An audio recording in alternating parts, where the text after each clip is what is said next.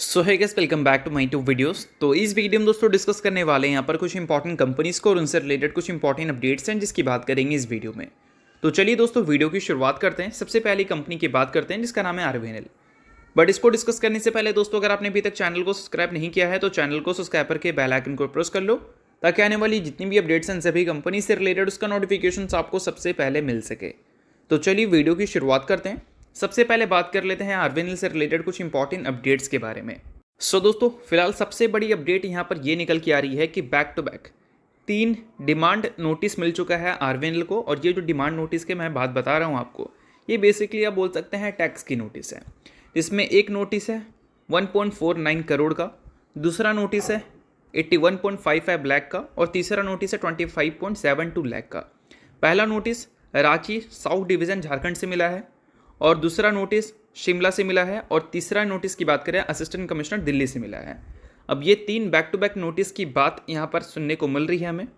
But in 3 notice के बाद क्या आरवीएनएल के फाइनेंशियल्स में कोई इम्पैक्ट हमें देखने को मिलेगा? तो ऐसा बिल्कुल भी नहीं है, क्योंकि अगर आरवीएनएल के बैलेंस शीट को ही देखोगे तो कंपनी के पास फिलहाल जो टोटल कैश है वो कितना है, 4,313 करोड़।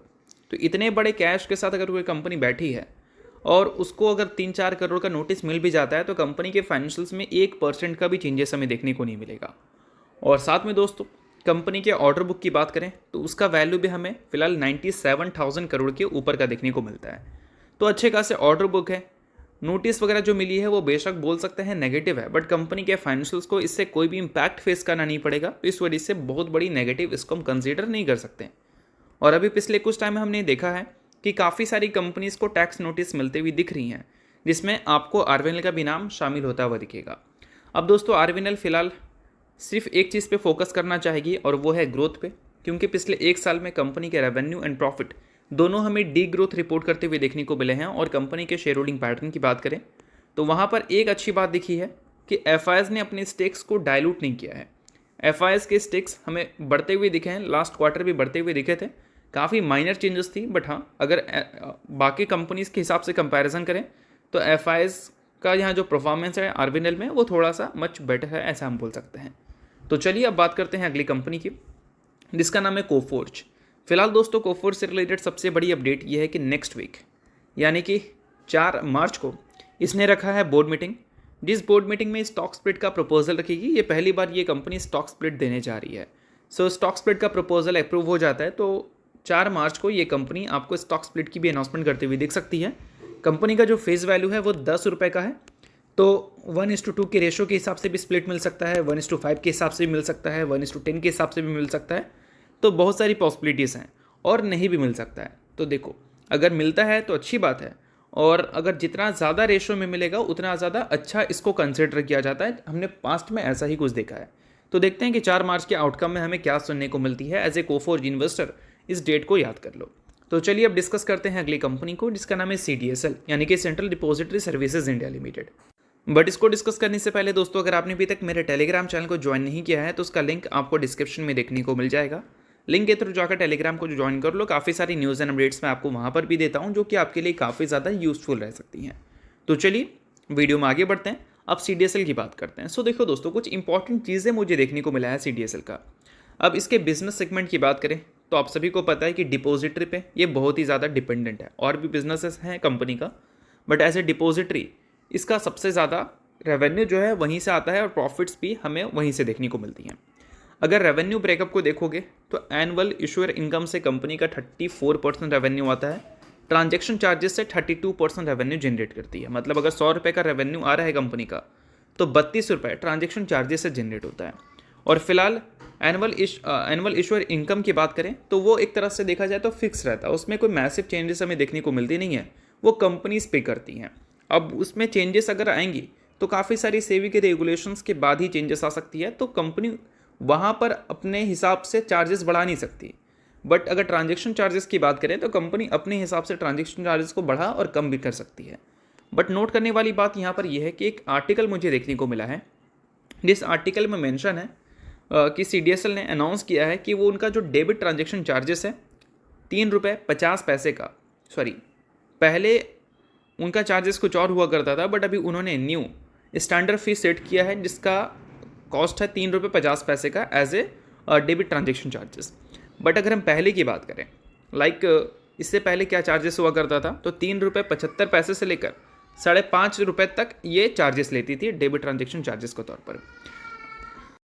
सो अब देखो, ये सारी जो चीज़ें हुई हैं ये कहीं ना कहीं CDSL के रेवेन्यू में इम्पैक्ट डाली हैं, ऐसा भी आप बोल सकते हैं। अब देखो, कोई भी कंपनी के अगर वॉल्यूम्स लगातार ऊपर जा रहे हैं तो फिर कंपनी अपने प्रोडक्ट के प्राइस को कम कर कर भी अपने रेवेन्यू को बढ़ा सकती है, प्रॉफिट्स को बढ़ा सकती है। बट अगर वॉल्यूम्स में डिक्लाइन है तो फिर आप अगर प्रोडक्ट के प्राइस को कम करते हो तो ऑब्वियस सी बात है कि आपके रेवेन्यू भी गिरेंगे और प्रॉफिट्स भी गिरेंगे। और अभी रिसेंटली क्या हुआ Q3 में कि कंपनी ने जो रेवेन्यू रिपोर्ट किया वो था 278 करोड़, जो कि Q1Q बेसिस पर अगर कंपैरिजन करें तो huge fall. Operating profit margin जो कि हमेशा 60% के ऊपर रहता था, उसमें भी ह्यूज फॉल हमें देखने को मिली।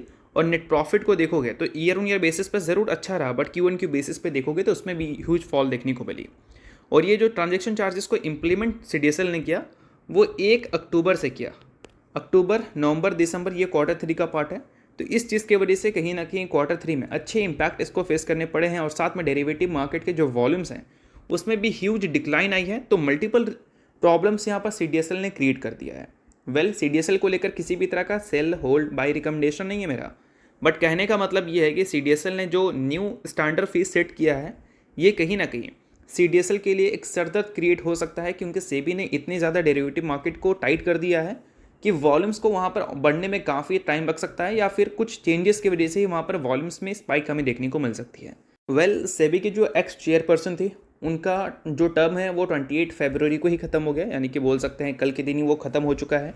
अब जो न्यू चेयरपर्सन होंगे वो अगर मान लो कुछ चेंजेस लाते हैं डेरिवेटिव मार्केट में तो फिर कहीं ना कहीं CDSL के लिए एक पॉजिटिव साइन हो सकती है। बट मेरे हिसाब से अगर CDSL अपने ट्रांजेक्शन चार्जेस को कम ना कर कर बढ़ाते ही है तो अल्टीमेटली यहाँ पर उनको फ़ायदे का सौदा मिलेगा। घटाने से तो मुझे नहीं लगता कि उनको कोई फ़ायदे का सौदा मिलने वाला है, क्योंकि वॉल्यूम्स कम है, प्राइस कम करोगे तो ऑब्वियस सी बात है कि आपको डबल झटका मिलने वाला है।